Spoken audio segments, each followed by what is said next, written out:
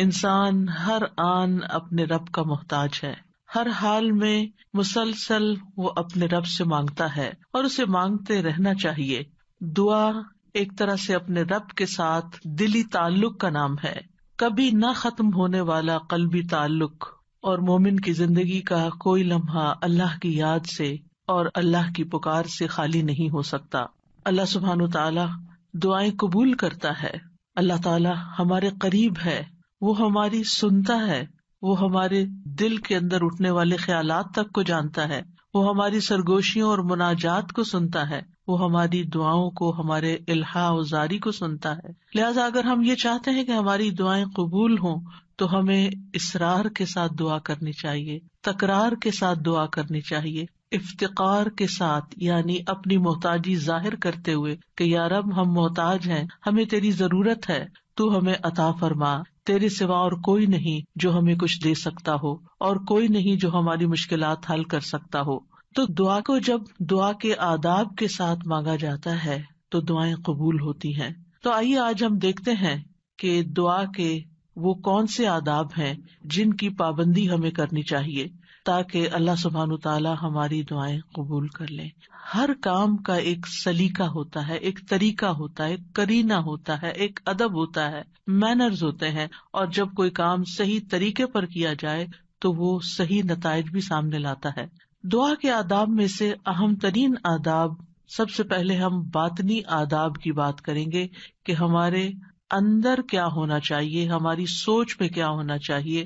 تو پہلی چیز ہے اخلاص اور پوری توجہ، یعنی جب بھی ہم اللہ سبحانہ تعالیٰ کی طرف رجوع کریں تو توجہ اور دھیان کے ساتھ کریں، اپنے آپ کو فوکس کریں، پوری یکسوئی کے ساتھ دعا مانگیں۔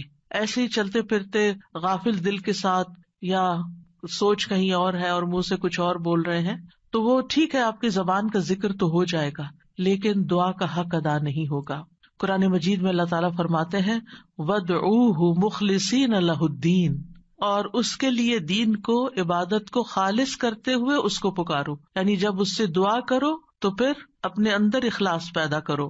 رسول اللہ صلی اللہ علیہ وسلم نے فرمایا اللہ سے قبولیت کے یقین کے ساتھ دعا مانگا کرو کہ اللہ تعالیٰ ضرور قبول کرے گا، اور جان لو کہ اللہ غافل اور لہو و لعب میں مشغول دل کی دعا قبول نہیں فرماتا۔ یعنی اگر آپ توجہ نہیں کرتے اللہ تعالیٰ کی طرف، آپ دھیان نہیں دیتے، آپ کا دل کہیں اور مشغول ہے، صرف زبان سے ہی آپ تکرار کیے چلے جا رہے ہیں تو وہ کافی نہیں، ایسی دعا فائدہ نہیں دے گی۔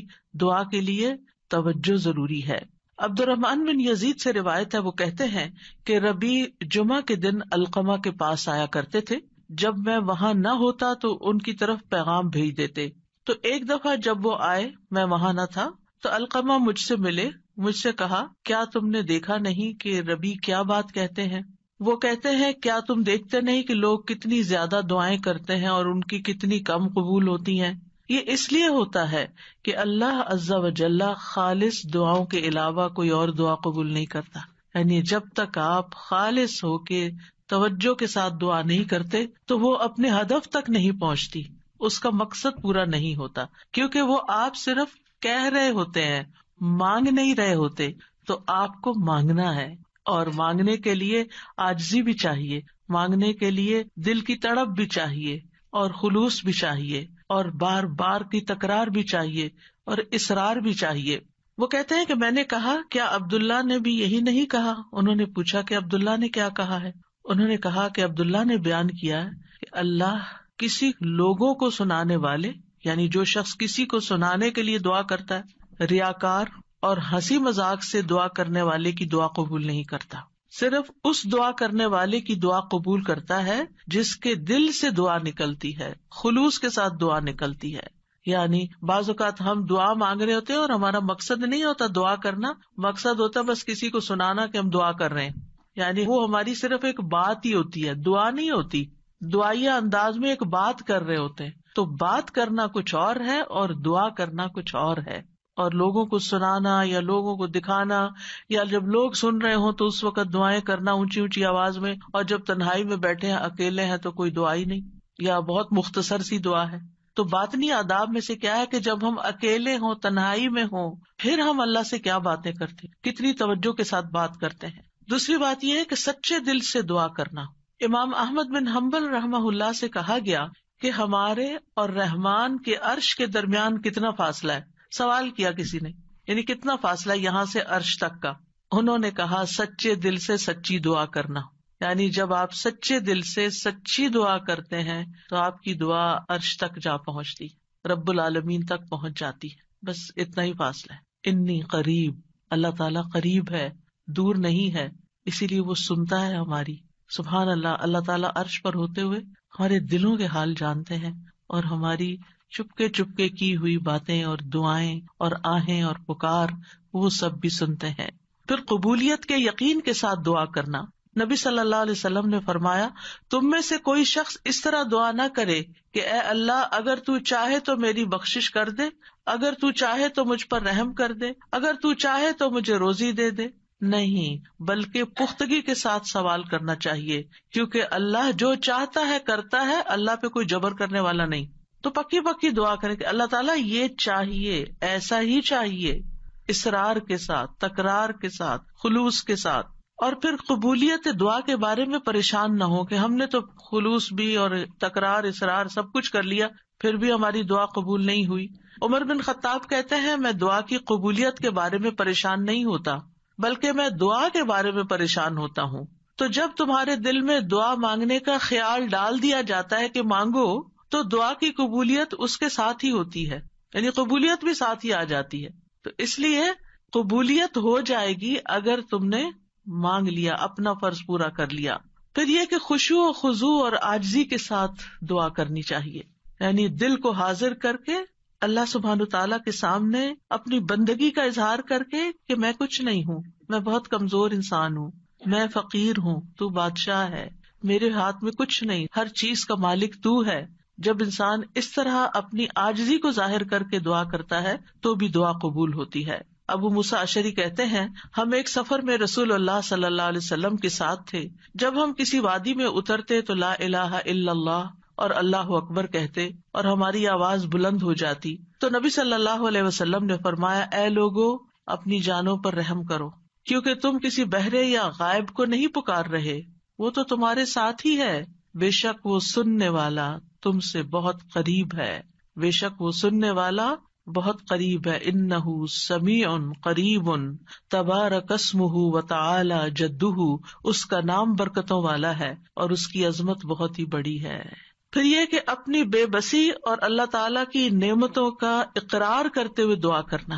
ہمیں زکریا علیہ السلام کے بارے میں پتہ چلتا ہے قرآن مجید سے کہ انہوں نے کہا، قال ربی انی وہن العظم منی واشتعل الرأس شیبا ولم اکن بدعائک رب شقیا. اے رب میری ہڈیاں کمزور ہو گئی ہیں، میرا سر بڑھاپے سے بھڑک اٹھا ہے، بال سفید ہو گئے ہیں، اور اے میرے رب میں تجھ سے مانگ کر کبھی نامراد نہیں ہوا. یعنی میرے اینڈ پر کوئی چیز کام نہیں کر رہی، لیکن تیرے اینڈ پہ سب کچھ کام کرتا ہے، لہذا میں ابھی بھی مایوس نہیں ہوں. دعا میں جب کچھ چیزیں جمع ہو جاتی ہیں تو پھر دعا قبولیت کا درجہ پاتی ہے، جس میں اللہ تعالیٰ کی بارگاہ میں اپنی کمزوری، اپنی محتاجگی، اپنی عاجزی کا اظہار کرنا، عاجزی اور انکساری، لاچاری اور بے بسی، پھر ساتھ ساتھ اللہ کی تعریف بھی کرنا. یعنی ایک طرف اپنی کمزوری کا ذکر کرنا، اللہ میں تو گناہ گار ہوں اور تو بخشنے والا ہے، اللہ میں تو اپنی جان پہ ظلم کرنے والا ہوں اور تو ہم پر مہربان ہے. یعنی ایک طرف اپنی کمزوری کا اظہار اور دوسری طرف اللہ کی رحمت اور اللہ تعالیٰ کی بہترین صفات کا اقرار، وہ ساتھ ساتھ چلے. پھر اس کی نعمتوں کا اقرار کہ اللہ تو نے مجھے یہ بھی نعمت دی میرے مانگے بغیر، تو نے مجھے یہ بھی عطا کر دیا میرے مانگے بغیر، تو مجھے یہ بھی عطا کر دے. یعنی پھر اپنی حاجت رکھے. یعنی اس سے دعا کے اندر ایک خوبصورتی پیدا ہو جاتی ہے. یعنی مانگنے والے کا جو انداز ہوتا ہے اس پر بھی بہت ڈپینڈ کرتا ہے. آپ دیکھیں ایک شخص آپ کے پاس آتا ہے اور روڈلی بات کرتا ہے اور اپنی کوئی ضرورت بتاتا ہے، آپ کیا کریں گے؟ ٹھہر جاؤ، کرتے ہیں تو ہماری خبر لیتے ہیں. آپ شاید کر بھی لیں کچھ اس کے لیے، لیکن اس محبت سے نہیں. ایک شخص آتا ہے، وہ بڑی محبت سے آپ سے بات کرتا ہے، آپ کے احسانات کا ذکر کرتا ہے، آپ کی کوئی تعریف کر دیتا ہے اور اس کے بعد اپنی کوئی ضرورت رکھتا ہے، تو آپ اپنی وسعت سے بڑھ کے بھی شاید اس کی مدد کر دیں. تو جب بندے اور بندے کے بیچ میں یہ معاملہ ہے تو جو اصل بادشاہ ہے اس کا کتنا حق بنتا ہے کہ ہم اس کی نعمتوں کا اقرار کریں، اس کی تعریف کریں اور سچے دل سے اس کی حمد و ثنا بیان کریں. اور پھر خاص طور پر یہ کہ انسان اپنے گناہوں کا اعتراف کرے کہ یا اللہ میں گناہگار ہوں. ایک تو ہوتا ہے نا جو اوپر اوپر سے ہم کہتے رہتے ہیں ہم تو بڑے گناہگار ہیں، وہ والا گناہگار نہیں، جو اصلی والا اپنے کسی گناہ کو یاد کر لیں، یا اللہ مجھ سے یہ بھی زیادتی ہوئی ہے، میرے منہ سے یہ لفظ نکل گئے تھے، فلاں شخص کو میں نے ہرٹ کر دیا تھا، یا اللہ میری نماز لیٹ ہو گئی تھی، مجھے قرآن بھی صحیح نہیں پڑھنا آتا، میں نے پتہ نہیں اور کون سی غلطیاں کی ہیں جو مجھ سے زیادہ تو جانتا ہے، میں تو کر کے بھی بھول چکی ہوں، لیکن تو معاف کرنے والا ہے. حضرت سلیمان علیہ السلام نے کیا کیا تھا؟ رب اغفر لی وہب لی ملکن لا ينبغی لأحد من بعدی، اے میرے رب مجھے بخش دے. پہلے اپنی بخشش مانگی، گناہوں کا اعتراف کیا، اور پھر اس کے بعد مجھے ایسی بادشاہت عطا کر جو میرے بعد کسی اور کے لیے نہ ہو. تو یہ اقرار بڑا ضروری ہے. فاعترفت بذنبی، اللہ میں اپنے گناہوں کا اعتراف کرتا ہوں. اور پھر آپ دیکھیے گڑ گڑا کے دعا مانگنی چاہیے، تضرعا وخفیہ. سورۃ الاعراف میں آتا ہے ادعوا ربکم تضرعا وخفیہ انہ لا يحب المعتدین. اپنے رب کو گڑ گڑا کے اور خفیہ خفیہ چپ کے پکارو، بے شک وہ حد سے بڑھنے والوں سے محبت نہیں کرتا. یعنی حد سے بڑھنا کیا ہے کہ بہت چیخ چلا کے دعا کرنا، یا پھر یہ کہ انسان وہ چیزیں مانگنے لگے کہ جو اس کو زیب نہیں دیتی. تضرع جو ہوتا ہے اس میں رونا بھی شامل ہوتا ہے، اپنی عاجزی اور انکساری کا اظہار بھی ہوتا ہے، اور اصرار بھی ہوتا ہے. تضرع گڑ گڑانے کے معنوں میں یہ ساری چیزیں شامل ہیں. یعنی انسان اس طرح اپنے آپ کو اپنے رب کے سامنے بے بس پیش کرے اور اس کے الفاظ ایسے ہوں کہ اس کے اندر سے دل کی ساری خرابیاں نکل جائیں. یعنی آئی ایم نتھنگ، اے اللہ میں کچھ نہیں ہوں. اینڈ یو مین اٹ، کہ واقعی انسان سمجھے کہ میں بہت کمزور ہوں، غلطیوں کا پتلا ہوں، لیکن پھر بھی میں تیرے در پہ آیا ہوں. تو بادشاہ ہے، تو مجھے خالی ہاتھ نہیں لوٹائے گا، میری تجھ سے ہی امیدیں ہیں ساری. آپ دیکھیے نبی صلی اللہ علیہ وسلم سے بڑھ کر کون عبادت گزار تھا؟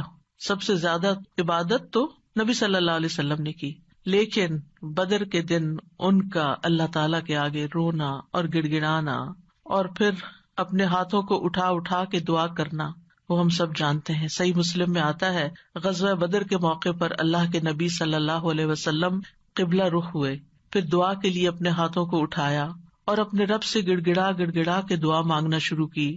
اللہم انجز لی ما وعدتنی، اللہم آتی ما وعدتنی، اللہم ان تہلک ہذہ العصابۃ من اہل الاسلام لا تعبد فی الارض. اے اللہ میرے لیے اپنے کیے ہوئے وعدے کو پورا فرما، اے اللہ اپنے وعدے کے مطابق معاملہ فرما. اے اللہ اگر اہل اسلام کی یہ جماعت ہلاک ہو گئی تو زمین پر تیری عبادت نہ کی جائے گی. اور یہ صرف ایک دفعہ جملہ نہیں انہوں نے بولا، بار بار یہی کہتے تھے اللہ اپنے وعدوں کو پورا کر دے، اللہ اپنے وعدے پورے کر دے. آپ صلی اللہ علیہ وسلم برابر اپنے رب سے اپنے ہاتھ دراز کیے ہوئے، ہاتھ اٹھا کے قبلے کی طرف منہ کر کے دعا مانگتے رہے، یہاں تک کہ آپ کی چادر آپ کے شانے سے گر پڑی. یعنی کندھے پہ جو چادر اڑی تھی وہ نیچے گر گئی، یعنی اتنا ہاتھ اٹھایا کہ وہ چادر بھی گر گئی. بس ابو بکر رضی اللہ عنہ آپ کی طرف آئے، آپ کی چادر کو اٹھایا، اسے آپ کے کندھے پہ ڈالا، پھر آپ کے پیچھے سے آپ کو لپٹ گئے اور عرض کیا اللہ کے نبی آپ کی اپنے رب سے دعا کافی ہو چکی، ان قریب وہ آپ سے کیے ہوئے اپنے وعدے کو پورا فرمائے گا. اگر ہم سے کسی نے وعدہ کیا ہو کہ میں تمہارا یہ کام کر دوں گا، اگر ہم سے اللہ نے وعدہ کیا ہو کوئی کہ یہ ہو جائے گا، تو پھر اس کے بعد ہماری دعائیں کتنی ہوگی؟ ہم تو دعا ہی نہیں کریں گے، ہم کہیں گے وہ تو آلریڈی کانٹریکٹ ہو چکا ہے، وعدہ ہو چکا ہے، اب تو ہو ہی جائے گا نا، بس ہو ہی جائے گا، اب کیا فکر، اب ٹکٹ لے لی ہے، ویزا لگ گیا ہے، اب تو عمرے پہ جانا پکا ہو گیا ہے، ہو ہی جائے گا. نہیں، یہ ٹکٹ اور ویزا نہیں لے کے جاتا آپ کو، یہ اللہ کا اذن، اللہ کی طرف سے رحمت، اللہ کی طرف سے عنایت آپ کو لے کے جاتی ہے. اور جب تک آپ اس کے گھر تک پہنچ نہیں جاتے مسلسل دعا کرتے رہیں، مانگ مانگ کے اللہ سے نیکیوں کے موقع لیتے رہیں. کسی بھی موقع پر کوئی بھی نیکی کا کام کرنا ہو، اب مثلا نماز پڑھنے جا رہے ہیں آپ، تو آپ اللہ تعالیٰ سے دعا کریں، اللہ تعالیٰ نماز تو پڑھنے جانی، خوشبو آپ نے ڈالنا ہے، میرا دل آپ نے لگانا ہے، میرے لیے اس نماز کو آنکھوں کی ٹھنڈک آپ نے بنانا ہے، اس نماز میں میری محبت آپ نے ڈالنی ہے. کیونکہ نیکی کے کام بھی فار گرانٹیڈ نہ لیا کریں، یہاں ہو جائیں گے، بس یہ تو فرض ہے نا، ادا کر لیں گے، وضو کر لیا نا، جائے نماز بچھی ہوئی، کیا مشکل ہے، میں چلی جاؤں گی. نہیں، وہاں تک جانے کی توفیق بھی اللہ دیتا ہے، اور اچھا سا کام کرنے کی توفیق بھی اللہ تعالیٰ ہی دیتا ہے. اس لیے اس سے مانگتے رہے، چھوٹی چھوٹی چیزیں، یعنی جو بھی کام کرتے رہے. کھانا پکانے جا رہے ہیں تو دعا کریں یا اللہ بہت اچھا سا بن جائے. کوئی بھی کام، کسی سے کوئی ڈیل کرنے جا رہے ہیں، بازار جا رہے ہیں، کچھ خرید رہے ہیں، کچھ بھی کر رہے ہیں، تو دل میں اللہ تعالیٰ کو پکارتے رہیں. اللہ تعالیٰ سے کنیکشن ڈیولپ کریں، اللہ تعالیٰ سے راز و نیاز کیا کریں، اللہ تعالیٰ کو اپنے دل کے قریب محسوس کیا کریں. قریب و مجیب، وہ قریب بھی ہے، جواب بھی دیتا ہے، دعائیں قبول کرتا ہے. اور پھر چپ کے یہ جو دعاؤں کی قسمیں جو میں نے ذکر کی ہیں ابھی، یہ ساری خفیہ دعائیں، دل میں، دائیں بائیں کسی کو نہیں پتا آپ کیا کر رہے ہیں، لیکن مانگتے چلے جائیں. زکریا علیہ السلام کے بارے میں اللہ تعالیٰ نے خاص طور پہ فرمایا، ذکر رحمت ربک عبدہ زکریا اذ نادى ربہ نداء خفیا. یہ آپ کے رب کی اس رحمت کا ذکر ہے جو اس نے اپنے بندے زکریا پر کی جب اس نے اپنے رب کو چپ کے پکارا. چپ کے کسی کو نہیں پتا کیا مانگ رہے ہیں. اللہ تعالیٰ نے قرآن میں کھول دیا کیا مانگا، کیسے مانگا، سب کچھ ہمیں بتا دیا. وہ اپنے رب کو بتا رہے تھے. تو انسان کو چاہیے کہ پوشیدہ دعائیں بھی کرے، کیونکہ اللہ تعالیٰ کو یہ پسند ہے. اللہ سے وہی انسان تنہائی اور علیحدگی میں سرگوشی کرتا ہے جس کو یہ یقین ہو کہ اللہ تعالیٰ اس کے بہت قریب ہے. حسن بن ابی حسن کہتے ہیں کہ ہم نے اپنے زمانے میں ایسے لوگ پائے جو اپنے نیک اعمال میں سے جس عمل کو مخفی رکھنے پر قدرت رکھتے اس کو اتنا مخفی رکھتے کہ کسی کو پتہ نہیں چلتا تھا. چھپا کے عمل کیا کرتے تھے، اور دعا بھی اس میں سے ایک ہے. یعنی آپ دعا کریں چپ کے چھپا کے، صرف اپنے رب کے ساتھ شیئر کریں. آپ دیکھیں آپ اپنے سیکریٹس کس کے ساتھ شیئر کرتے ہیں؟ جس سے آپ کو سب سے زیادہ محبت ہوتی ہے، جو آپ کے سب سے زیادہ قریب ہوتا ہے، صرف فزیکلی نہیں، جو آپ کے دل کے قریب ہوتا ہے. تو اللہ سے بڑھ کر ہمارے دل کے قریب کون ہو سکتا ہے؟ اور اللہ سے بڑھ کر ہمیں محبت کس سے ہونی چاہیے؟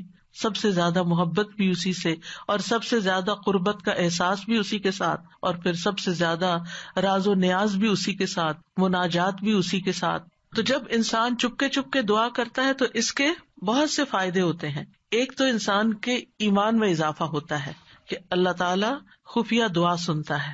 دوسرا یہ ہے کہ اللہ سبحانہ وتعالیٰ رب کائنات ہے، بادشاہ ہے. کسی بادشاہ کے دربار میں جا کے آپ کیسے بات کرتے ہیں؟ کس ٹون کے ساتھ، کتنا لاؤڈ. کبھی کسی کو دیکھا کہ کسی ڈگنیٹری کے پاس جا کے چیخ چلا کے بات کر رہا ہو؟ نہیں. اللہ سبحانہ وتعالیٰ کے سامنے تو ہمارا ادب اور احترام اور بھی زیادہ ہونا چاہیے. یعنی اللہ سے محبت کا مطلب یہ نہیں کہ ہم پھر اللہ تعالیٰ سے ایسے باتیں کریں جیسے کسی بچے سے باتیں کر رہے ہیں، جیسے اپنے بچوں سے لاڈ کر رہے تھے، ایسے تھوڑی. ادب، احترام. پھر آپ دیکھیے کہ جب انسان چپ کے اور ادب احترام کے ساتھ بات کرتا ہے تو اس میں اخلاص بھی زیادہ ممکن ہوتا ہے. تو یہ چند آداب تھے، باطنی آداب. اب ظاہری آداب. ظاہری آداب میں آپ دعا تو کبھی بھی کہیں بھی مانگ سکتے ہیں، وضو ہو یا نہ ہو. لیکن اگر آپ کی کوئی خاص دعا ہے، کوئی خاص حاجت ہے، کوئی خاص بات ہے، تو پھر آپ باوضو ہو کے، پاک صاف ہو کے اللہ تعالیٰ کی حضور فارملی بیٹھ کے نماز پڑھ کے پھر خاص طرح دعا کریں. یعنی یہ مستحب عمل ہے، فرض نہیں ہے، لازم نہیں ہے. کیونکہ آپ دیکھیے کہ جب انسان باوضو ہوتا ہے نا تو اس کی کیفیت اور ہوتی ہے. تو اس اچھی کیفیت کے ساتھ آپ جب مانگتے ہیں تو قبولیت کے زیادہ امکانات ہوتے ہیں. لیکن اگر کوئی وضو نہ کر سکے کوئی حرج نہیں. ابو عامر رضی اللہ عنہ جب شہید ہوئے تو ابو موسیٰ اشعری رضی اللہ عنہ نے آ کر نبی صلی اللہ علیہ وسلم کو خبر دی اور کہا کہ ابو عامر نے کہا تھا کہ آپ صلی اللہ علیہ وسلم کے پاس جا کر کہنا کہ میرے لیے استغفار کریں.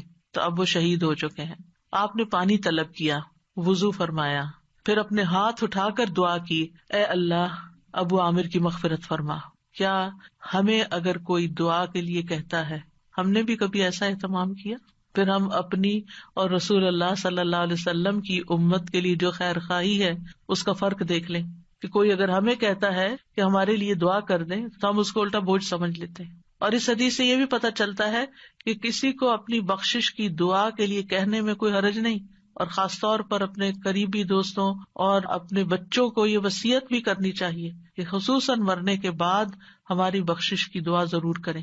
سب سے بہترین تحفہ جو ہم کسی میت کو بھیج سکتے ہیں وہ اس کے لیے دل سے کی ہوئی بخشش کی دعا ہے. آج کل تو بس ایک رواج چل پڑا ہے کہ کوئی فوت ہوتا ہے گروپ میں ڈال دیتے ہیں اور سارے اٹھا کے کٹ پیسٹ کر کے دعائیں پیسٹ کرتے جاتے ہیں اور فارغ ہو جاتے ہیں. اور بیٹھ کے آرام سے سکون سے توجہ سے دعا نہیں کرتے کہ جانے والے کو اس وقت پتہ نہیں کیسی ضرورت ہوگی ہماری دعا کی. تو ہمارے خلوص کا یہ تقاضا ہے کہ ہم اپنے پیاروں کے لیے بہت اہتمام کے ساتھ دعا کریں کہ ہم دنیا میں ہوں یا نہ ہوں، اور خصوصاً جب والدین چلے جائیں دنیا سے تو وہ اور زیادہ ہماری دعاؤں کے محتاج ہو جاتے ہیں. پھر اسی طرح دعا کرتے وقت قبلہ رخ ہو جانا افضل ہے، یہ بھی مستحب ہے. نہ ہو کوئی بات نہیں، کسی بھی جگہ کسی بھی طرف رخ کر کے آپ دعا کر سکتے ہیں. نبی صلی اللہ علیہ وسلم نے ایک جمعہ کے دن بارش کی دعا مانگی تھی. اس وقت آپ کا چہرہ مشرق کی طرف تھا، قبلے کی طرف نہیں، کیونکہ آپ جمعے کا خطبہ دے رہے تھے. تو جمعے کے خطبے میں پھر اپوزٹ ڈائریکشن پہ انسان کھڑا ہوتا ہے، تو آپ نے دیر اینڈ دین دعا مانگ لی. لیکن اوور آل آپ دیکھیے کہ جب آپ عبادت کے وقت قبلہ رخ ہو کے بیٹھتے ہیں تو اس سے ایک پازیٹیو انرجی آپ کے اندر سے آتی ہے، آپ کو ایک فیلنگ آتی ہے، آپ کا فوکس بڑھ جاتا ہے.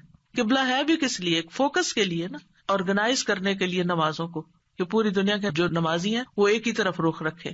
اور اسی لیے آپ دیکھیں کہ جب ہم حرم شریف جاتے ہیں، کعبہ کے پاس جاتے ہیں، تو کتنی پازیٹیو انرجی لے کر آتے ہیں. ہماری سوچیں، ہمارے خیال، ہمیں سارے غم بھول جاتے ہیں، ساری پریشانیاں دور ہو جاتی ہیں، اور ایک اور خاص طرح کی انرجی ہمارے اندر آ جاتی ہے.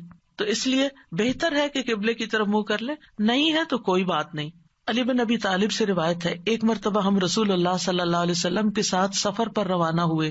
جب ہم ہرہ میں اس سیراب کی ہوئی زمین پر پہنچے جو سعد بن ابی وقاص کی ملکیت میں تھی، تو رسول اللہ صلی اللہ علیہ وسلم نے فرمایا، میرے لیے وضو کا پانی لاؤ. جب نبی صلی اللہ علیہ وسلم وضو کر چکے تو قبلہ رخ ہو کر کھڑے ہو گئے، اللہ اکبر کہہ کے فرمایا، اے اللہ، ابراہیم جو تیرے بندے اور تیرے خلیل تھے، انہوں نے اہل مکہ کے لیے برکت کی دعا کی تھی، اور میں محمد تیرا بندہ اور تیرا رسول ہوں صلی اللہ علیہ وسلم. میں تجھ سے اہل مدینہ کے حق میں دعا مانگتا ہوں کہ اہل مدینہ کے مد اور سا میں اہل مکہ کی نسبت دگنی برکت عطا فرما دے. مد اور سا پیمانے ہیں جن سے ناپ کے تول کی چیزیں دی جاتی تھی، اسکیلز ہیں. تو کس طرح نبی صلی اللہ علیہ وسلم نے اہتمام کے ساتھ دعا مانگی، اور ابراہیم علیہ السلام کی پریکٹس کو سامنے رکھتے ہوئے، اس کا ایک طرح سے واسطہ دیتے ہوئے کہ آپ نے ان کی دعا بھی سنی تھی، مدینہ والوں کے لیے میری دعا سنیں. اور آپ اس برکت کو محسوس کرتے ہیں جب آپ وہاں جاتے ہیں. یہاں اس حدیث سے کیا پتہ چلتا ہے کہ آپ نے دعا کے لیے وضو بھی کیا اور دعا کے لیے قبلہ رخ بھی ہوئے، یعنی دونوں کام کی توجہ اور فوکس، اور ایک ادب کے تقاضے کے تحت. ضروری نہیں کہ ہر وقت کیا جائے، لیکن کیونکہ اس وقت آپ نے نماز نہیں پڑھائی کوئی، خالی دعا کے لیے آپ نے یہ اہتمام کیا. پھر اسی طرح یہ کہ ہاتھ پھیلا کے، ہاتھ اٹھا کے دعا کرنی چاہیے.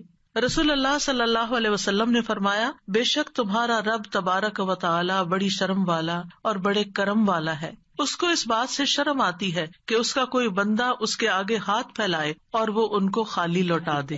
یعنی آپ ہاتھ کرتے آگے تو خالی نہیں لوٹاتا، وہ آپ کو عطا کرتا ہے. اچھا، بعض لوگ تو کیا کرتے ہیں، ایسے مٹھیاں بند کر کے ایک مٹھی کے نیچے دوسرا ہاتھ، اتفاق سے نظر پڑ جاتی ہے. کچھ لوگ نماز کے بعد ایسے بیٹھے ہوتے ہیں اور دعا کر رہے ہوتے ہیں. کچھ لوگ تو یہ ہے کہ ہاتھ سے اٹھاتے ہیں تو بس اس طرح ڈھیلے ڈھالے سے چھوڑ دیتے ہیں. تو کم از کم اتنے تو اٹھائیں کہ آپ کی بازو کو محسوس ہو کہ آپ کے ہاتھ اٹھے ہوئے ہیں، اور اوپر تو آپ جتنا چاہیں پھر لے جائیں. پھر اسی طرح ایک اور روایت میں ہے، رسول اللہ صلی اللہ علیہ وسلم نے فرمایا، جب تم اللہ سے سوال کرو تو اپنے ہاتھوں کی ہتھیلیوں کے ساتھ مانگا کرو، ہاتھ پھیلایا کرو، ہاتھوں کی پشت سے نہیں مانگو. الٹے ہاتھ سے نہیں دعا کرنی کہ آپ کے ہاتھ نیچے کی طرف ہو، یعنی ہتھیلی اندر ہو، جیسے کوئی چیز کسی سے مانگتے ہیں یہ لیتے، ایسے لینے والے انداز میں. پھر اسی طرح حمد و ثنا اور درود پڑھ کر دعا کرنی چاہیے. دعا مانگنے سے پہلے اللہ تعالیٰ کی خوب حمد و ثنا، تعریف، اور اللہ تعالیٰ کی تسبیح اور اللہ تعالیٰ کی بڑائی بیان کرنی چاہیے، اور اللہ تعالیٰ کے اچھے اچھے ناموں کا واسطہ دے کر اللہ سے دعا کرنی چاہیے. پھر نبی صلی اللہ علیہ وسلم پر درود بھیج کر اللہ تعالیٰ سے سوال کرنا چاہیے. ابن مسعود کہتے ہیں، جب کوئی آدمی اللہ سے سوال کرنے کا ارادہ کرے تو پہلے وہ اللہ کی ایسی حمد و ثنا بیان کرے جو اس کے لائق ہے، پھر نبی صلی اللہ علیہ وسلم پر درود بھیجے، اس کے بعد دعا کرے. اس طرح ممکن ہے کہ وہ کامیاب ہو جائے، یعنی اپنی مطلوبہ چیز پا لے. پھر اسی طرح یہ ہے کہ جامع دعائیں کرنی چاہیے، کمپریہنسو. حضرت عائشہ کہتی ہیں کہ رسول اللہ صلی اللہ علیہ وسلم جامع دعا پسند فرماتے اور اس کے علاوہ کو چھوڑ دیتے. یہ بہت لمبی نہیں کرتے تھے، مختصر مختصر، یعنی بہت لمبی دعا اور بہت ڈیٹیل میں جانے کی بجائے جامع کلام اور اچھے کلمات کا انتخاب کیا جائے جس سے اللہ تعالیٰ کی رحمت ہماری طرف آئے. اچھے الفاظ کا جو چناؤ ہے اس کے بارے میں خطابی کہتے ہیں کہ انسان کو چاہیے کہ اپنی دعا کے لیے اور اپنے رب کی تعریف کے لیے اچھے الفاظ اور عمدہ کلمات کا انتخاب کرے، اور ان کلمات کا انتخاب کرے جن کے اندر یعنی تھوڑے لفظوں میں میننگ زیادہ ہوں. جامع کا مطلب یہی ہوتا ہے، کیونکہ یہ بندے کی مناجات ہے، یعنی بندے کی سرگوشیاں ہیں اس ہستی کے لیے جو سب سرداروں کا سردار ہے، کوئی اس جیسا نہیں، کوئی اس کے مشابہ نہیں. آپ دیکھیے کہ جب آپ کسی ایسے شخص کو کچھ نوٹ بھیجتے ہیں، چاہے وائس نوٹ ہو چاہے لکھ کر بھیجیں، جس کا آپ احترام کرتے ہوں، جس کو کوئی اہمیت دیتے ہوں، تو آپ کس طرح بات کرتے ہیں؟ کون سے الفاظ استعمال کرتے ہیں؟ سب سے اچھے الفاظ استعمال کرتے ہیں، خوبصورت انداز میں بات کرتے ہیں. اور اگر آپ کو اپنی بات پسند نہ آئے تو آپ کیا کرتے ہیں؟ میسج ڈیلیٹ کرتے. تو یہ ٹھیک نہیں ہے، دوبارہ کرتے ہیں اور ایسے انداز میں بات کرتے کہ دوسرے کو سمجھ آ جائے. تو اللہ سبحانہ تعالیٰ سے ہم کس طرح بات کریں کہ جو خوبصورت الفاظ پر مبنی ہو، الفاظ کا چناؤ بھی اچھا ہو، لیکن اس چناؤ میں تصنع نہیں ہو، آرٹیفیشلٹی نہیں ہو، تکلف نہیں ہو، یہ پسند نہیں کیا گیا. ابن عباس کہتے ہیں کہ دعا میں قافیہ بندی سے پرہیز کرنا، یعنی پوئٹری نہیں بنا لے دعا کو، کیونکہ میں نے رسول اللہ صلی اللہ علیہ وسلم اور آپ کے صحابہ کو پایا کہ وہ ہمیشہ اس سے اجتناب کرتے تھے. پھر اسی طرح دعا میں مبالغے سے پرہیز کرنا چاہیے. رسول اللہ صلی اللہ علیہ وسلم نے فرمایا ان قریب اس امت میں ایسے لوگ آئیں گے جو طہارت اور دعا میں مبالغہ کریں گے. طہارت میں مبالغہ کیا ہے کہ اب جیسے وضو کرنا ہے نا تو اس کے لیے اتنا پانی گرانا اور دھوتے چلے جانا اور بار بار دھونا کہ ابھی صاف نہیں ہوئے، ابھی میرا خیال ہے ہم پاک نہیں ہوئے. نہیں، اس میں انسان کو اعتدال اختیار کرنا چاہیے. نبی صلی اللہ علیہ وسلم تھوڑے سے پانی سے پورا وضو کر لیا کرتے تھے. اور اسی طرح دعا میں مبالغہ آرائی جو ہے وہ بھی پسندیدہ نہیں ہے. پھر اپنے گناہوں کا اعتراف کر کے توبہ استغفار کر کے دعا کرے. نبی صلی اللہ علیہ وسلم نے فرمایا ایک بندے نے گناہ کیا اور کہا اے میرے رب میں نے گناہ کیا تو مجھے بخش دے. اس کے رب نے فرمایا کیا میرا بندہ جانتا ہے کہ اس کا کوئی رب ہے اور گناہ کی وجہ سے سزا بھی دیتا ہے؟ میں نے اپنے بندے کو بخش دیا، کیونکہ میرے بندے کا یہ یقین تھا کہ میرا رب بخشش فرمانے والا ہے، اسی لیے وہ میرے پاس آیا ہے بخشش مانگنے کے لیے، تو میں نے اس کو بخش دیا. دعا کرنے والے کو پہلے اپنے لیے دعا کرنی چاہیے، پھر اپنے قریب والوں کے لیے، پھر دور والوں کے لیے. جیسے قرآن مجید میں آتا ہے ابراہیم علیہ السلام کی دعا ربنا اغفر لی ولوالدی وللمؤمنین یوم یقوم الحساب، اللہ مجھے بخش دے، میرے والدین کو بخش دے اور سارے مومنوں کو بخش دے قیامت کے دن. رسول اللہ صلی اللہ علیہ وسلم جب کسی کا ذکر کرتے ہوئے اس کے لیے دعا کرتے تو پہلے اپنے لیے کرتے. پھر اسی طرح تکرار اور اصرار سے دعا کرنی چاہیے. نبی صلی اللہ علیہ وسلم جب دعا کرتے تو 3 مرتبہ دعا کرتے، ہر دفعہ نہیں لیکن جو خاص خاص دعائیں ہوتی. رسول اللہ صلی اللہ علیہ وسلم نے فرمایا جو شخص 3 مرتبہ اللہ سے جنت مانگے، جنت کہتی ہے اللہم ادخلہ الجنہ، یعنی آپ جب نماز میں یا بعد میں دعا کرتے ہیں کہ اللہم انی اسألک الجنہ، اللہم انی اسألک الجنہ، اللہم انی اسألک الجنہ، تو جنت کہتی ہے اللہم ادخلہ الجنہ.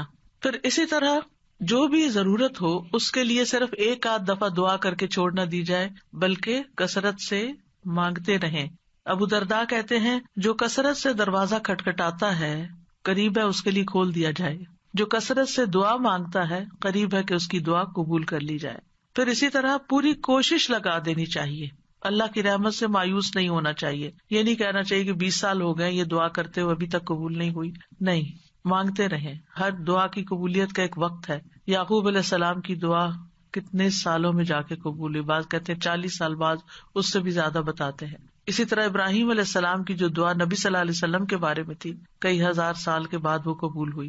پھر اسی طرح باقی پیغمبروں کی بھی جو دعائیں ہیں، یعنی ہم دیکھتے ہیں دونوں طرح سے معاملات ہیں، فوری طور پر بھی اور تاخیر سے بھی، کیونکہ یہ اللہ تعالیٰ کو پتا ہے کہ ہمارے لیے کیا بہتر ہے. کیونکہ بعض اوقات اگر ہماری کوئی دعا فوری قبول ہو جائے تو ہو سکتا ہے کہ وہ ہمارے لیے نقصان دہ ہو جائے. پھر حلال روزی کا اہتمام کرنا. نبی صلی اللہ علیہ وسلم نے ایک شخص کا ذکر کیا جو طویل سفر کرتا ہے، پریشان ہے اور اس کے بال خاک آلود ہو رہے ہیں. وہ اپنے ہاتھ آسمان کی طرف پھیلا کر کہتا ہے اے رب اے رب، حالانکہ اس کا کھانا حرام، اس کا پینا حرام، اس کا پہننا سب حرام چیزوں سے ہے.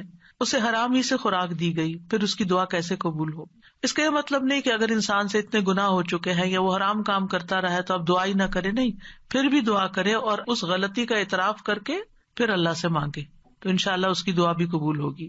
پھر اسی طرح جب انسان خوشحالی کی حالت میں ہو، آسودگی ہو، سب کچھ ہے، پھر بھی دعائیں مانگے کہ اللہ ان نعمتوں کو برقرار رکھنا، اور خاص طور پر آخرت کی مانگتا رہے۔ رسول اللہ صلی اللہ علیہ وسلم نے فرمایا، جو شخص چاہتا ہو کہ اللہ خوشی اور غم کے وقت اس کی دعا قبول کر لے تو اسے چاہیے کہ وہ خوشحالی اور آسودگی میں بکثرت دعا کرے۔ پھر یہ ہے کہ بد دعا نہ کی جائے، نہ اپنے لیے نہ اپنے اہل و عیال کے لیے۔ وہ آتا ہے نا کہ وَيَدْعُ الْإِنسَانُ بِالشَّرِّ دُعَاءَهُ بِالْخَيْرِ وَكَانَ الْإِنسَانُ عَجُولًا، اور انسان برائی کی اسی طرح دعا کرتا ہے جیسے وہ بھلائی کی دعا کرتا ہے، یعنی بد دعا کر لیتا ہے اپنے لیے، اور انسان بہت جلد باز ہے۔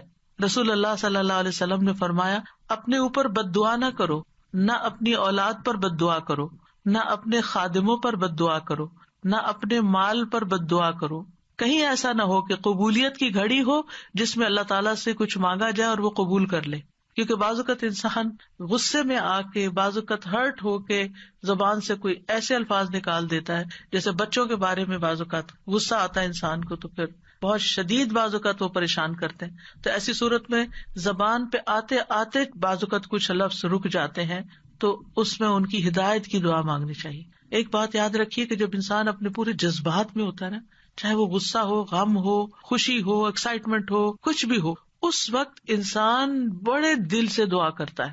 ان گھڑیوں کو کیش کرے، یا عام طور پر تم ڈھیلے ڈھیلے ٹھنڈے ٹھنڈے دعائیں مانگ رہے ہوتے ہیں نا، کوشش کر کر کے فوکس کر رہے ہوتے ہیں، لیکن جس وقت ہم سخت پریشان ہوتے ہیں یا سخت ضرورت پڑ جاتی ہے، کچھ کھو جاتا ہے، کچھ ہو جاتا ہے ایسا کہ جو ہمارے اوپر بہت گراں گزرتا ہے، تو ہم ہل جاتے ہیں۔ وہ جو ہلنا ہے نا، اس وقت آپ اپنے رب کو بہت شدت سے پکاریں، تو وہ شدت جو ہے وہ انشاءاللہ فائدہ دے گی، یعنی اپنے آپ کو ڈائیورٹ کر لیں، بجائے غصہ لوگوں پہ نکالنے کے اور غلط باتیں کرنے کے کہ جو پلٹ کے اپنے اوپر ہی آئے، کیونکہ اگر آپ کسی کو بھی بد دعا دیتے ہیں اور وہ اس کا اہل نہیں، تو واپس آپ پر ہی آ جائے گی، تو اس لیے بہت احتیاط کی ضرورت ہے۔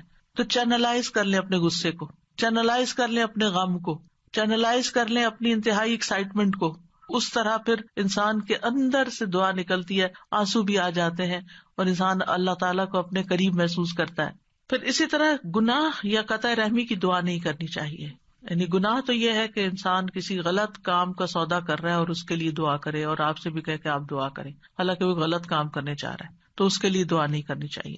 دوسرا یہ ہے کہ قطع رحمی نہ ہو۔ قطع رحمی کیا ہوتی ہے کہ مثلاً کوئی کہے اپنے کسی بچے کے بارے میں کہ یا اللہ اس کو میری آنکھوں سے دور کر دے، اس قسم کی دعائیں نہیں کرنی چاہیے، یہ بد دعا میں شامل ہو جاتی ہے۔ اور جلد بازی نہیں کرنی چاہیے کہ بس فوراً ابھی قبول ہونی تو میں تو آئندہ دعا نہیں کروں گی۔ اب آپ دیکھیے کہ دعا کے معاملے میں ایک اور چیز بھی ہے، اور وہ ہے دعا میں وسیلہ اختیار کرنا۔ تو دعا میں کچھ وسیلے جائز ہیں، کچھ جائز نہیں۔ جائز وسیلے کیا ہیں؟ نمبر 1، اسماء حسنی کو وسیلہ بنا کے دعا کرنا۔ قرآن مجید میں آتا ہے وَلِلَّهِ الْأَسْمَاءُ الْحُسْنَى فَادْعُوهُ بِهَا، اور سب اچھے نام اللہ ہی کے ہیں، سو اسے ان کے ساتھ پکارو، اچھے ناموں کے ساتھ۔ مثلا ہم یہ کہیں کہ یا حی یا قیوم برحمتک استغیث، اب یہاں اللہ کے ناموں کو وسیلہ بنایا اور رحمت مانگی۔ یا ذا الجلال والاکرام، یا من بیدہ ملکوت السماوات والارض، یا رب ربنا، یا رب العالمین، یا ارحم الراحمین، یا اللہ یا رحمان یا رحیم، یا اللہ یا کریم، یا وہاب، رزق مانگنا تو یا رزاق۔ اس طرح اللہ تعالیٰ کے ناموں کو وسیلہ بنا کے آپ دعا کر سکتے ہیں۔ کچھ تو وہ نام ہے جن میں اسم اعظم بھی ہے، اور نبی صلی اللہ علیہ وسلم نے ان ناموں کے ساتھ دعا کی ہے جو مشہور یا حی یا قیوم وغیرہ۔ لیکن یہ ہے کہ چونکہ ایک عمومی ہدایت ہے کہ اللہ کے ناموں کے ساتھ دعا کی جائے، تو کسی بھی نام کو جو آپ کو بہت اچھا لگتا ہے، اللہ تعالیٰ کی کوئی بھی پیاری صفت، اس کے ساتھ اللہ کو پکار کے آپ اللہ تعالیٰ سے دعا کریں، کیونکہ یہ بھی ایک محبت کا اظہار ہوتا ہے نا، جس سے آپ محبت کرتے ہیں اس کے آپ ہر نام سے ہی پیار کرتے ہیں، بلکہ نئے نئے نام رکھتے رہتے ہیں، یا قریب یا مجیب بھی کہہ سکتے ہیں۔ پھر فرشتے بھی آپ دیکھیں کہ اللہ کے ناموں کو وسیلہ بنا کر دعا کرتے ہیں۔ الذین یحملون العرش ومن حولہ یسبحون بحمد ربہم ویؤمنون بہ ویستغفرون للذین آمنوا کیا کہتے ہیں؟ ربنا وسعت کل شیء رحمتا وعلما، اے ہمارے رب تو نے ہر چیز کو اپنی رحمت اور علم سے گھیر رکھا ہے. تو یہ اللہ کے ناموں کو وسیلہ بنا رہے ہیں ایک طرح سے. اس کے بعد کہتے ہیں فاغفر للذین تابوا، اللہ جو توبہ کرتے ہیں، واتبعوا سبیلک، تیرے رستے پہ چلتے ہیں، ان کو بخش دے، وقہم عذاب الجحیم، اور انہیں جہنم کے عذاب سے بچا لے. انبیاء علیہ السلام بھی اللہ کے ناموں کا وسیلہ اختیار کرتے ہیں. حضرت سلیمان نے عرض کیا تھا قال رب اغفر لی وہب لی ملکا لا ينبغی لأحد من بعدی انک انت الوہاب، تو بہت عطا کرنے والا ہے، تو مجھے بھی عطا کر. پھر اسی طرح یوسف علیہ السلام نے دعا کی تھی رب قد آتیتنی من الملک وعلمتنی من تأویل الاحادیث فاطر السماوات والارض انت ولی فی الدنیا والآخرہ توفنی مسلما والحقنی بالصالحین. تو یہاں پر فاطر السماوات والارض یہ اللہ تعالیٰ کے نام لیا گیا ہے. نبی صلی اللہ علیہ وسلم کو بھی جب کوئی مشکل پیش آتی تو آپ فرماتے یا حی یا قیوم برحمتک استغیث. اور یہ قبولیت کے اسباب میں سے ہے اللہ کے ناموں کے ساتھ دعا کرنا جو ہے. رسول اللہ صلی اللہ علیہ وسلم مسجد میں داخل ہوئے تو دیکھا گیا کہ ایک شخص نے اپنی نماز پوری کر لی اور تشہد میں بیٹھا ہے اور کہہ رہا ہے اللہم انی اسألک یا اللہ الاحد الصمد الذی لم یلد ولم یولد ولم یکن لہ کفوا احد ان تغفر لی ذنوبی انک انت الغفور الرحیم. آپ صلی اللہ علیہ وسلم نے 3 بار فرمایا اس کو بخش دیا گیا ہے. یعنی اس دعا کے ساتھ آپ دیکھیں کہ اس میں اخلاص بھی ہے نا. یا اللہ الاحد الصمد الذی لم یلد ولم یولد ولم یکن لہ کفوا احد، یہ سورۃ اخلاص کا حصہ ہے. ان تغفر لی ذنوبی، میں توحید خالص کا اقرار کر کے اپنے گناہوں کی معافی مانگتا ہوں. پھر یا ذی الجلال والاکرام کو لازم پکڑ لینا چاہیے. نبی صلی اللہ علیہ وسلم نے فرمایا ان ناموں کے ساتھ چمٹے رہو، یعنی روزانہ ان ناموں کے ساتھ اللہ تعالیٰ سے دعا کرنی چاہیے. پھر یہ کہ ادب کے ساتھ اس کی صفت بیان کرتے ہوئے دعا کرنی چاہیے. پھر رب کے وسیلے سے دعا کرنی چاہیے. یعنی ابو درداء کہتے ہیں اللہ تعالیٰ مومنوں پر رحم فرمائے، وہ مسلسل یہی کہتے رہے ربنا ربنا ربنا ربنا، یہاں تک کہ ان کی دعا قبول کر لی گئی. اپنے نیک اعمال کو وسیلہ بنا کے دعا کرنا، یعنی یہ وسیلہ دے سکتے ہیں ہم. اور اس کی دلیل وہ غار والے ہیں جو غار میں پھنس گئے تھے 3 لوگ، انہوں نے اپنے اپنے نیک عمل کو وسیلہ بنا کر دعا کی تو غار کے دروازے یا دھانے سے بھاری پتھر ہٹ گیا جو 3 لوگ مل کے بھی ہٹا نہیں پا رہے تھے. پھر اپنے ایمان لانے کو وسیلہ بنا سکتے ہیں. الذین یقولون ربنا اننا آمنا فاغفر لنا ذنوبنا وقنا عذاب النار، جو لوگ کہتے ہیں اے ہمارے رب بے شک ہم ایمان لے آئے تو ہمارے لیے ہمارے گناہوں کو بخش دے، یعنی ہمارے ایمان کی وجہ سے ہمارے گناہوں کو بخش دے اور ہمیں آگ کے عذاب سے بچا لے. پھر زندہ نیک لوگوں کی دعا کے ساتھ وسیلہ پکڑنا، یعنی ان سے دعا کروانا. نیک لوگوں میں سے اگر کوئی آدمی زندہ ہے، آپ کے والدین ہیں، سارا وقت عبادت میں لگے رہتے ہیں، کوئی غیبت چگلی نہیں کرتے ادھر ادھر، نانا نانی دادا دادی بزرگ ہو جاتے ہیں نا، یا والدین بھی بزرگ آپ کے پاس ہیں اور آپ دیکھتے کہ سارا دن یا وہ تسبیح کر رہے ہیں یا وہ قرآن پڑھ رہے ہیں یا وہ نمازیں پڑھ رہے ہیں اور عمر کے اس حصے میں پہنچ گئے ہیں کہ اب وہ کوئی برا کام نہیں کرتے، تو ان سے بھی خاص دعا کروانی چاہیے. یعنی ان کے پاس جا کر کہنا آپ ہمارے لیے دعا کریں یا ان سے دعا کروائیں، تو یہ دراصل آپ ان کا وسیلہ پکڑ رہے ہیں ایک طرح سے، یہ بھی وسیلہ ہے. مثلاً آپ کہہ سکتے ہیں کہ آپ میرے لیے دعا کریں اللہ تعالیٰ مجھے بخش دے، یا اگر رزق کا معاملہ ہے تو رزق، یا شفا چاہیے تو اللہ تعالیٰ سے دعا کریں اللہ تعالیٰ میری بیماری دور کر دے، یا جو بھی کوئی مسئلہ ہو. یا اسی طرح یہ کہ اگر بارش نہیں برس رہی ہے اور کوئی لوگوں کے لیے پرابلم ہو رہی ہے تو ان سے کہہ سکتے ہیں کہ وہ بھی خاص دعا کریں. حضرت عمر رضی اللہ عنہ جو تھے رسول اللہ صلی اللہ علیہ وسلم کے چچا عباس کی دعا کو انہوں نے وسیلہ بنایا تھا. انس بن مالک کہتے ہیں جب کبھی عمر رضی اللہ عنہ کے زمانے میں قحط پڑتا تو عمر رضی اللہ عنہ عباس بن عبد المطلب کے وسیلے سے دعا کرتے تھے اور فرماتے اے اللہ پہلے ہم تیرے پاس اپنے نبی کا وسیلہ لایا کرتے تھے تو پانی برساتا تھا، اب ہم اپنے نبی کے چچا کو وسیلہ بناتے ہیں تو ہم پر پانی برسا، یعنی ان سے بھی دعا کرواتے. تو انس رضی اللہ عنہ کہتے ہیں چنانچہ انہوں نے ایک دفعہ ایسے کیا تو خوب بارش برس پڑی. تو یہ جو کسی سے جا کے کہنا کہ آپ دعا کریں اس میں کوئی حرج نہیں، لیکن صرف ایک رسم بنا لینا ہر وقت دعا کے لیے کہتے رہنا، آپ دوسرے کے لیے دعا شروع کر دیں فرشتہ آمین کہے گا وہ آپ کو وہی لگ جائے گی، یعنی اس کو ایک رسم نہ بنائیں.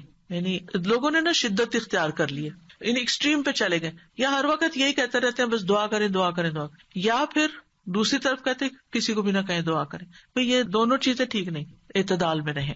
ایک عورت اپنے بچے کو لے کر نبی صلی اللہ علیہ وسلم کی خدمت میں حاضر ہوئی اور عرض کیا، اے اللہ کے نبی، اس کے حق میں اللہ سے دعا کیجیے، اور میں 3 بچوں کو دفن کر چکی ہوں، یعنی اس سے پہلے میرے 3 بچے فوت ہو چکے ہیں، آپ اس کے لیے دعا کیجیے. آپ نے پوچھا تم نے 3 بچوں کو دفن کیا ہے؟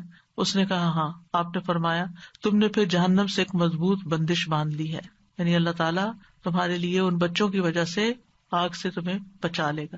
تو یہ دعا کا ایک طرح سے وسیلہ بن گیا. اب کچھ وسیلے ناجائز بھی ہیں تو ان کا بھی پتہ ہونا چاہیے. ان میں سے فوت شدہ نیک آدمی کو وسیلہ بنانا، اس کی ممانعت ہے. کیوں؟ اس لیے کہ وہ نہیں ہماری باتیں سنتے، وہ ہمارا حال نہیں جانتے. قرآن مجید میں سورۃ فاطر میں آتا ہے، والذین تدعون من دونہ ما یملکون من قطمیر ان تدعوہم لا یسمعوا دعاءکم ولو سمعوا ما استجابوا لکم ویوم القیامۃ یکفرون بشرککم ولا ینبئک مثل خبیر. اور وہ جنہیں تم اس کے سوا پکارتے ہو وہ کھجور کی گٹلی کے چھلکے کے مالک بھی نہیں ہے. کتنی باریک سی، آپ رمضان آ رہا ہے نا تو کھجوریں کھائیں گے تو وہ چھلکا ضرور اتار کے دیکھے کہ کیا چیز ہو، ہاتھ سے مسل دے تو نظر بھی نہیں آتا. یعنی اللہ کے سوا کوئی اتنی چیز کا بھی اصل مالک نہیں ہے. یہ ہم مانتے ہیں ہمارے پاس جو کچھ اللہ نے ہمیں دے رکھا ہے. فرمایا اگر تم انہیں پکارو تو وہ تمہاری پکار سنتے ہی نہیں. یہ جو لوگوں نے ایک ڈھنگ بنا رکھا ہے نا، بزرگوں کی قبروں پہ جا کر ان سے کہتے ہیں آپ ہمارے لیے دعا کریں، بھائی وہ فوت ہو چکے ہیں، وہ کیسے سن سکتے ہیں؟ آپ کو اگر کوئی بے ہوش کر دے تو آپ کو کوئی بات نہیں سنائی دیتی، آپ سوئے پڑے ہو تو آپ کو سنائی نہیں دیتی، تو آپ فوت ہو کے کیسے کسی کی باتیں سننا شروع ہو گئے؟ اور اگر وہ سن بھی لیں تو تمہیں جواب نہیں دے سکتے. اگر وہ سن لیں، اللہ چاہے تو کسی کو بھی سنوا سکتا ہے. اور خاص طور پر جب میت کا حساب کتاب ہو رہا ہوتا ہے شروع میں، تو اس وقت وہ جوتوں کی چاپ وغیرہ سنتا ہے. اگر اس وقت کوئی کہے کہ اس وقت میں اس نیک انسان سے کہتا ہوں اور یہ سن رہا ہے کیونکہ جوتوں کی چاپ سن رہا ہے تو میری بات بھی سن لے گا، مستجابوا لکم، وہ تمہیں جواب نہیں دے سکتے، تمہارے لیے کچھ کر نہیں سکتے. اس وقت ان کو اپنی پڑی ہے، ان کا تو اپنا امتحان ہونے لگا ہے، وہ تمہارے لیے کہاں سے دعائیں کریں گے؟ اور قیامت کے دن تمہارے اس شرک کا انکار کر دیں گے. اور آپ کو خوب خبر رکھنے والے اللہ کی مانند کوئی بھی خبر نہیں دے سکتا. یہ اللہ تعالیٰ نے آپ کو بتایا ہے کہ یہ ممکن نہیں کہ مردے سے آپ جا کے کہو کہ آپ ہمارے لیے دعا کریں. اچھا، بعض لوگ کہتے ہیں وہ شہید ہوتے ہیں، تو شہید وہ ہوتے ہیں اور مردہ نہیں کہتے اس کو، لیکن ان کا بھی تعلق ہماری دنیا سے نہیں ہے، وہ اپنی جنتوں میں ہے. قرآن مجید میں ایسے لوگوں کی مذمت کی گئی ہے جو اپنے اور رب کے بیچ میں غیر اللہ کو وسیلہ بناتے ہیں. سورۃ الزمر میں آتا ہے، الا للہ الدین الخالص والذین اتخذوا من دونہ اولیاء ما نعبدهم الا لیقربونا الی اللہ زلفی ان اللہ یحکم بینہم فیما ہم فیہ یختلفون ان اللہ لا یہدی من هو کاذب کفار. خبردار، خالص دین صرف اللہ ہی کا حق ہے. اور وہ لوگ جنہوں نے اس کے سوا اور حمایتی بنا رکھے، اللہ کو چھوڑ کے اوروں کو اپنا مددگار سمجھ رکھا ہے، وہ کہتے ہیں ہم ان کی عبادت نہیں کرتے مگر اس لیے کہ یہ ہمیں اللہ سے قریب کر دیں. ہم بزرگوں کی قبر پہ اس لیے جاتے ہیں کہ وہاں زیادہ دعا قبول ہوتی. یہ کہاں سے پتا چلا آپ کو؟ الا لیقربونا الی اللہ زلفی، اچھی طرح قریب کر دیں. یقیناً اللہ ان کے درمیان اس کے بارے میں فیصلہ کرے گا جس میں وہ اختلاف کر رہے ہیں. بے شک اللہ اس شخص کو ہدایت نہیں دیتا جو جھوٹا اور بہت ناشکرا ہو. ایسے لوگ پھر کسی کی سنتے بھی نہیں. آپ کو معلوم ہے نا، دور جاہلیت میں لوگ بتوں کی پوجا کرتے تھے، وہ ان کو خدا نہیں سمجھتے تھے. وہ کہتے تھے یہ خدا کے اوتار ہیں اور ہم یہ سمجھتے ہیں کہ ان کی سفارش سنی جاتی. اور وہ بت کن کے ہوتے تھے؟ پاسٹ کے نیک لوگوں کے، جیسے قوم نوح نے بت بنا لیے تھے. لیکن یاد رکھیے جو آیت ہم ریپیٹڈلی ہر روز سنتے ہیں اور ہر روز اس کا معنی جانتے ہیں، اس میں وَإِذَا سَأَلَكَ عِبَادِي عَنِّي وَإِنِّي قَرِيبٌ، کوئی واسطہ وسیلہ بیچ میں نہیں. میں خود اپنے بندے کے قریب ہوں، کسی اور کو بیچ میں لانے کی کیا ضرورت ہے؟ ڈائریکٹ اس کو پکارے. جیسے آپ اپنا کیس خود پیش کر سکتے ہیں، کوئی اور نہیں آپ کے لیے کر سکتا. جو چوٹ آپ کو لگی ہوئی ہے، جو غم آپ کے دل میں ہے، وہ کسی اور نے نہیں ایکسپیرینس کیا. لہٰذا اس دکھی ٹوٹے دل کے ساتھ جب اللہ سے مانگیں گے تو کیوں نہیں سنے گا؟ ضرور سنے گا. اب دعا کی قبولیت کے کچھ اوقات. اگرچہ انسان ہر وقت دعا کر سکتا ہے، لیکن کچھ ٹائم دوسرے ٹائمز کی نسبت زیادہ قبولیت والے ہوتے ہیں، جن میں سب سے پہلے آذان. حدیث میں آتا ہے آذان اور اقامت کے درمیان دعا رد نہیں کی جاتی، لیکن پہلے آپ اذان کا جواب دیں، اذان کے بعد والی دعا پڑھیں، دروشی پڑھیں اور پھر مانگیں، قبول ہو جائے گی. پھر فرض نمازوں کے بعد، سبحان اللہ، ہر روز 5 دفعہ فرض نماز ادا کرتے ہیں، اس کے فوراً بعد دعا قبول ہوتی ہے. ابو امامہ کہتے ہیں رسول اللہ صلی اللہ علیہ وسلم سے پوچھا گیا کون سی دعا زیادہ قبول ہوتی ہے؟ آپ نے فرمایا رات کے آخری حصے میں اور فرض نمازوں کے بعد مانگی جانے والی دعا. اس میں دونوں طریقے سے آپ مانگ سکتے ہیں. ایک سلام پھیرنے سے پہلے جہاں رب جعلنی پڑھتے ہیں وہاں بھی اپنی دعائیں مانگ سکتے ہیں, اور دوسرے سلام کے بعد بھی یاد آئے تو اس وقت بھی مانگ سکتے ہیں. پھر دوران سجدہ رسول اللہ صلی اللہ علیہ وسلم نے فرمایا جہاں تک سجدے کا تعلق ہے تو اس میں خوب دعا کرو, یہ دعا اس لائق ہے کہ تمہارے حق میں قبول کی جائے. اور سجدے کی حالت میں انسان اللہ کے بہت قریب ہوتا ہے تو اس وقت خوب دعا کرنی چاہیے. کئی لوگوں کا سوال ہوتا ہے کہ کیا اس میں قرآنی دعا کر سکتے ہیں؟ جی, ایز اے دعا آپ کر رہے ہیں تو قرآن کے الفاظ بھی ہو تو پڑھ سکتے ہیں. ہاں, تلاوت نہیں کر سکتے لیکن دعا کر سکتے ہیں, مسنون دعائیں بھی کر سکتے ہیں. اپنی زبان میں نہیں باتیں کر سکتے وہاں, اللہ یہ کہ آپ نماز کے بعد کسی وقت دل چاہے اور آپ سجدے میں پڑھ کے اپنے دل کی باتیں کریں. پھر رات کا آخری حصہ, فجر کی اذان سے پہلے کا وقت, نبی صلی اللہ علیہ وسلم نے فرمایا تمام اوقات سے زیادہ بندہ پچھلی رات میں رب کے سب سے زیادہ قریب ہوتا ہے. بس اگر تم سے ہو سکے تو تم اس گھڑی کو یاد کرنے والوں میں سے بن جاؤ تو ضرور بن جاؤ, یعنی اس وقت تم ضرور اللہ کو یاد کرو, اس وقت دعائیں کرو. پھر جمعہ کے دن ایک خاص گھڑی, ابو ہریرہ روایت کرتے ہیں رضی اللہ عنہ کے رسول اللہ صلی اللہ علیہ وسلم نے جمعہ کے دن کا تذکرہ کیا. آپ نے فرمایا اس میں ایک گھڑی ایسی ہے کہ کوئی مسلمان بندہ نماز پڑھتے ہوئے اللہ سے جو بھی مانگتا ہے اسے ضرور عطا کر دیا جاتا ہے. اب یہ کون سی گھڑی ہے, اس کے بارے میں ایک تو یہ اوپینین ہے کہ دن کا کوئی بھی حصہ ہو سکتا ہے. دوسرا یہ ہے کہ امام جب خطبے کے لیے ممبر پر آ جاتا ہے. پھر ایک یہ کہ عصر کے بعد سے لے کے مغرب کے بیچ میں آتی ہے. پھر لیلۃ القدر میں دعا کرنا, عرفہ کے دن حاجیوں کے لیے, عرفہ کا دن ہم بھی کر لیں تو کیا حرج ہے, اگر ان کی سنی جا رہی تو رب ہماری بھی سن رہا ہے, لیکن وہ تو چونکہ مشقت اٹھا کے وہاں پہنچے ہیں تو اس لیے وہ زیادہ قریب ہیں. نبی صلی اللہ علیہ وسلم نے فرمایا بہترین دعا وہ ہے جو عرفہ کے دن مانگی جائے. حضرت عائشہ کہتی ہے کہ رسول اللہ صلی اللہ علیہ وسلم نے فرمایا اللہ عرفہ کے دن سے زیادہ کسی دن اپنے بندوں کو آگ سے آزاد نہیں کرتا اور اللہ اپنے بندوں کے قریب ہوتا ہے. پھر فرشتوں کے سامنے اپنے بندوں پر فخر فرماتے ہوئے کہتا ہے یہ سارے بندے کیوں آئے ہیں یہاں, گھر بار چھوڑ کے, مال خرچ کر کے, اتنی تکلیف اٹھا کے یہاں کس لیے جمع ہے؟ تو ہم سب جانتے ہیں کہ آج کیوں کرتے ہیں کہ اللہ تعالیٰ ہمیں بخش دے اور ہم سے راضی ہو جائے اور ہمارا فرض بھی ادا ہو جائے. پھر اسی طرح بارش کے وقت کی دعا, یعنی جب بارش ہو رہی ہے اور آپ لوگ بڑے خوش قسمت ہیں کہ یہاں اکثر بارش ہوتی رہتی ہے, برف بھی پڑتی ہے, تو اس وقت پریشان ہونے کی بجائے دعا کرنا شروع کر دیا کریں. آپ ڈرائیونگ کر رہے ہیں, بارش برسنا شروع ہو گئی, دعائیں شروع کر دیں. پھر مصیبت کے وقت, جیسے پہلے بھی میں نے عرض کیا نا کہ جب انسان جذبات کی پیک پہ ہوتا ہے تو اس وقت اس کے الفاظ اور ہی طرح کے ہوتے ہیں.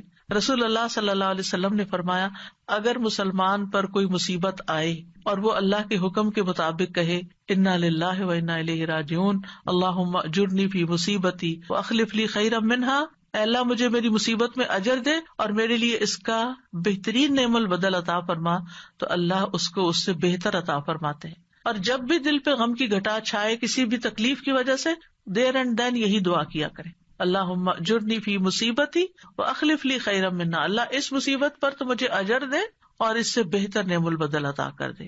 پھر اسی طرح زمزم پیتے وقت رسول اللہ صلی اللہ علیہ وسلم نے فرمایا زمزم کا پانی اس مقصد کے لیے ہے جس کے لیے وہ پیا جائے. پھر تلاوت قرآن کے بعد کی دعا. پھر مرغ کی آواز سنتے وقت, کیونکہ اس وقت وہ فرشتے کو دیکھ رہا ہوتا ہے. پھر مریض اور میت کے پاس رسول اللہ صلی اللہ علیہ وسلم نے فرمایا جب تم مریض یا میت کے پاس جاؤ تو اچھی بات کہا کرو, کیونکہ فرشتے تمہاری بات پر آمین کہیں گے, یعنی اس وقت دعائیں کرنی چاہیے.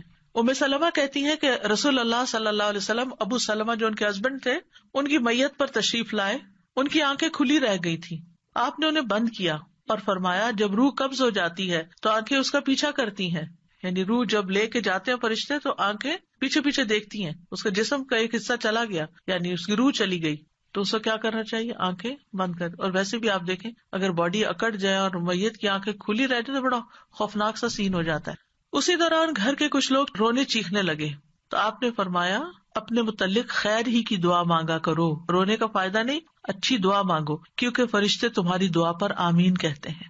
پھر وہ لوگ جن کی دعائیں قبول ہوتی ہیں ان میں مجاہد فی سبیل اللہ اور حج اور عمرہ کرنے والا.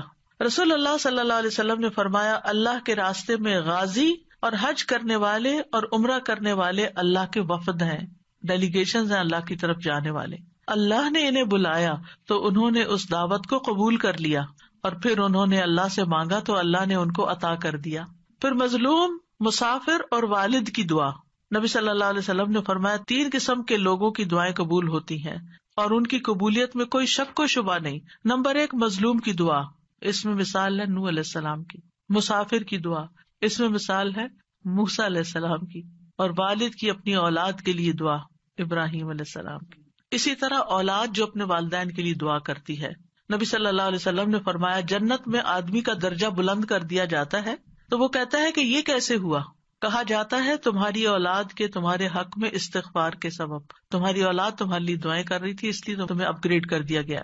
پھر اسی طرح کسی کی غیر موجودگی میں اس کے لیے دعا کرنا، یعنی منہ پہ تو لوگ دعائیں دے ہی دیتے ہیں لیکن جب آپ سامنے ہی نہیں ہے، آپ کو خبر ہی نہیں ہے تو آپ کے لیے کوئی دعا کر رہا ہے، وہ بہت ویلیوبل دعا ہے. پھر روزے دار کی دعا جب تک کہ وہ افطار نہ کر لے. پھر اللہ کا کثرت سے ذکر کرنے والا اور عادل حکمران. پھر وضو اور اللہ کا ذکر کر کے سونے والا، اس کی دعا. وہ شخص جو رات کو آنکھ کھلنے پر یہ دعا پڑھے، اس کے کارڈ بھی چھپے ہوئے ہیں، لا الہ الا اللہ وحدہ لا شریک لہ لہ الملک و لہ الحمد وہو علی کل شیء قدیر الحمد للہ وسبحان اللہ ولا الہ الا اللہ واللہ اکبر ولا حول ولا قوۃ الا باللہ. ثم قال، پھر کہے اللہم اغفر لی، اے اللہ مجھے بخش دے. یا پھر کوئی اور دعا مانگے تو وہ بھی قبول ہوگی.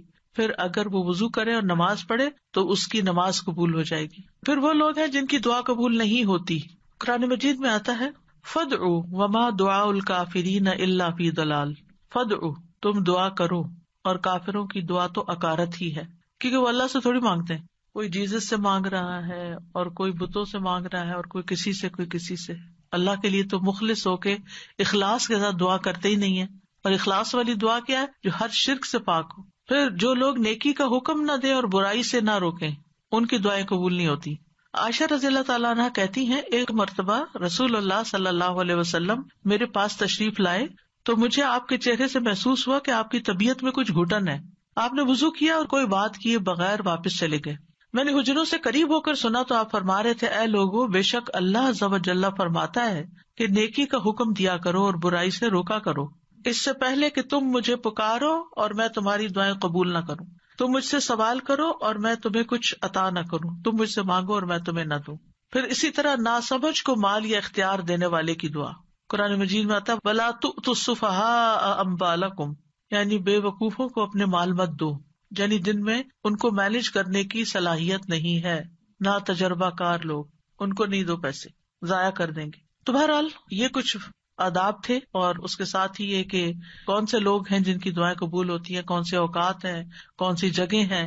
اور آخر میں یہ کہوں گی کہ ہمیں اللہ تعالیٰ سے کثرت سے دعا کرنی چاہیے، اس سے مانگتے رہنا چاہیے، کیونکہ ہم محتاج ہیں. دوسروں سے کہنے کی بجائے خود اللہ تعالیٰ سے زیادہ دعائیں کریں. دعا میں عاجزی اور افتقار ہونا چاہیے، اصرار ہونا چاہیے. اور پھر قبولیت کے اسباب اختیار کریں، یعنی جگہیں، ٹائم، یعنی کس قسم کی مناسبت ہے اس سے. تو اللہ تعالیٰ سے دعا ہے کہ وہ ہمیں دعا کرنا سکھا دے اور ایسی دعائیں کرنے کی توفیق دے جو ہمارے لیے قبولیت کا باعث ہوں.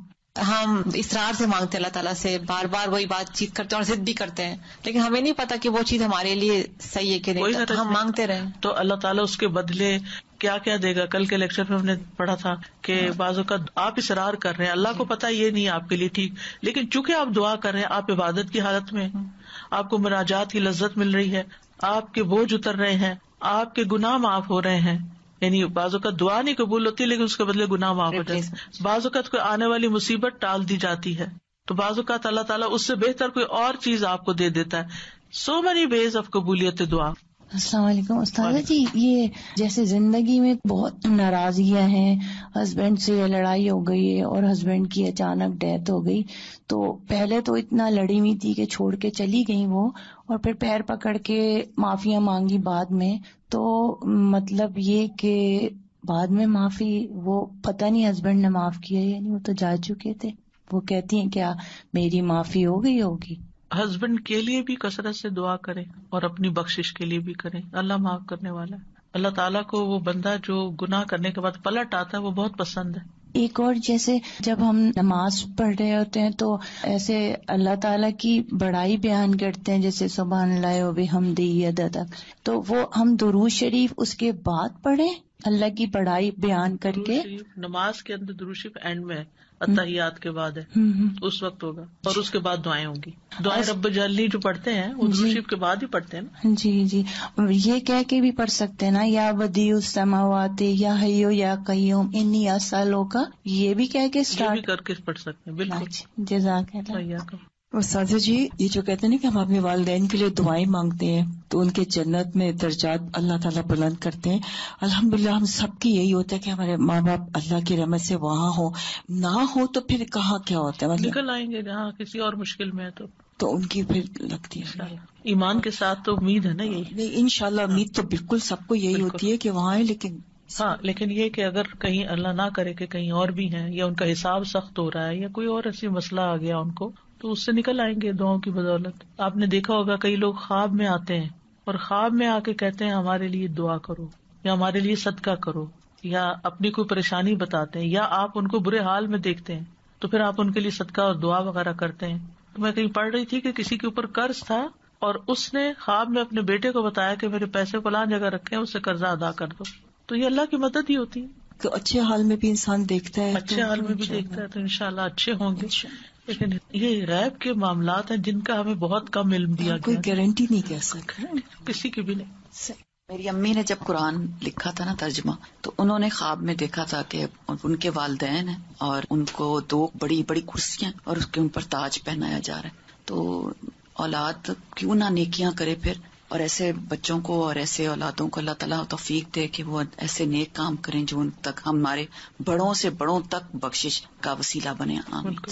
بلکہ ایک ٹپ دوں گی، رمضان میں جو بھی صدقہ خیرات کریں اس میں ساتھ اپنے والدین کو بھی شامل کر لیں. استاد آپ نے شروع میں بتایا کہ ہم کسی کے لیے دعا مانگتے ہیں تو اس میں بس ہم ایک سرسری لفظ یوز کر دیتے ہیں، تو جب کوئی اچھا کام کرتا ہے یا بچے بھی کوئی بھی تو ہم اس وقت کہہ دیتے ہیں دعا، تو اس وقت کہہ سکتے اس طرح اٹس اوکے، یا اس وقت ہم کوئی خاص ادب کے ساتھ مانگیں؟